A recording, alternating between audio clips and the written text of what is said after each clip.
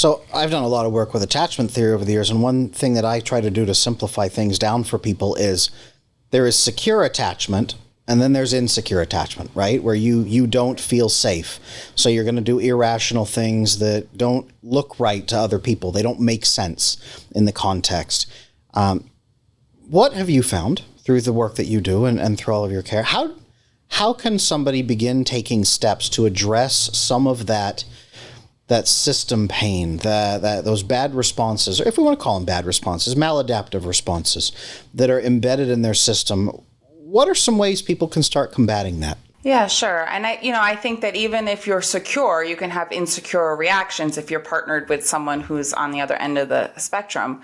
But I think you have to be with the root cause of the original wound in the presence of someone's nervous system that stays in what we call a ventral state. So we go to the wound, whether it's the abandonment or the pain or the original place, and you have the neuroception of safety from your therapist or whoever is helping you hold the original experience so that you can kind of move the embedded trauma that lives in your body and integrate it from that original experience to holding it with another nervous system, and then it gets integrated into the brain. So it shoots up the right, and we kind of make sense of it, and we keep holding the pain together. And eventually you build a window of tolerance, and you're able to hold the original wound. And once you hold the original wound, you're adaptive.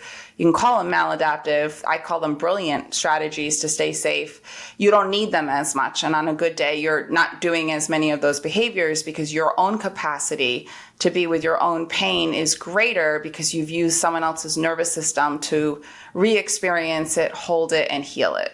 And that was something very interesting I found. I really enjoyed your content on Instagram. And on there, you had a piece of content not too long ago that said you don't just need to change your nervous system, right? You need to become an observer of your nervous system. Can you talk us just a little bit about that? Because we are conscious beings more than we're just animal beings or a nervous system.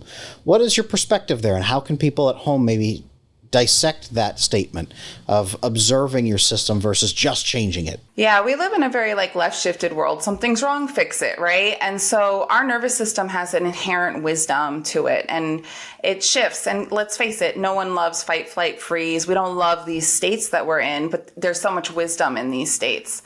And often when we're in these states, we want to get out of them. But the truth is we actually want to meet them, right? So we're in a dissociated state. There's a lot of things you can do, but meeting it with another nervous system is actually the best way. And letting your nervous system kind of cycle through whatever it's going through sometimes is very necessary, or doing the somatic work rather than just shifting or changing or trying to control our nervous system. Sometimes we have to honor the process. Like if you've been in fight flight for a really long time and your system's starting to collapse, there's a reason why you're starting to collapse. And why don't we give you some space? Your system is recalibrating. And so I think as a culture, we tend to want to control too much.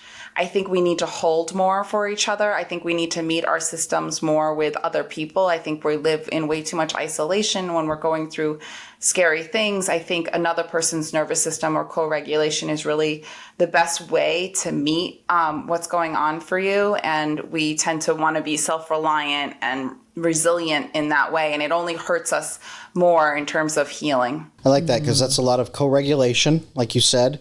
And it sounds like systematic desensitization through co-regulation with somebody who is steady enough to be able to meet that and hold space for us. Really love that. Absolutely. Really love that. The question, though, becomes if somebody is just starting to understand this process and that they might be affected by this. And a lot of people that follow us, I don't know if who you're following is based out of or who the main followers are, but a lot of them are single. A lot of them are getting back into dating, or they are dating and they're noticing these patterns. So what would you say to somebody who was just kind of recently diagnosed and then they are getting to a date, or they're trying to break the patterns of who they potentially are attracted to, or what attraction means in general? What is chemistry?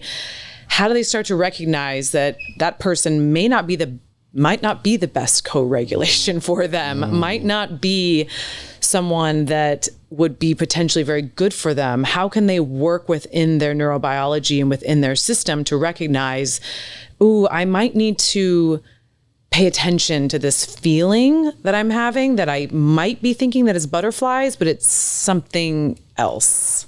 Right. That's the question you asked me before, and I didn't get to. So I think sometimes, and I can break it down for anxiously attached and avoidant, because that's, I think, what a lot of, and maybe even narcissism for the average person is when we are babies and our mother sees into us, we're usually bathed with a lot of neurochemicals, whether it's dopamine and serotonin. We're supposed to be in this warmth, right? And we're the center of the world.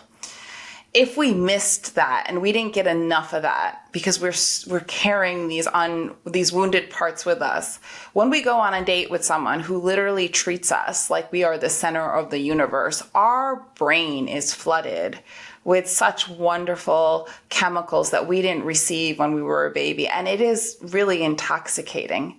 So in that beginning stage, because it feels really good, we can miss a lot of red flags.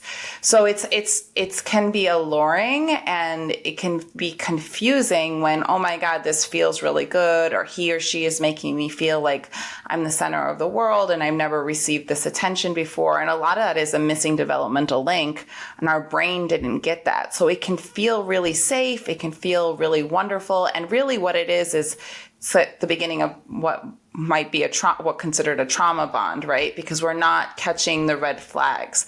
We're just going off the original feeling.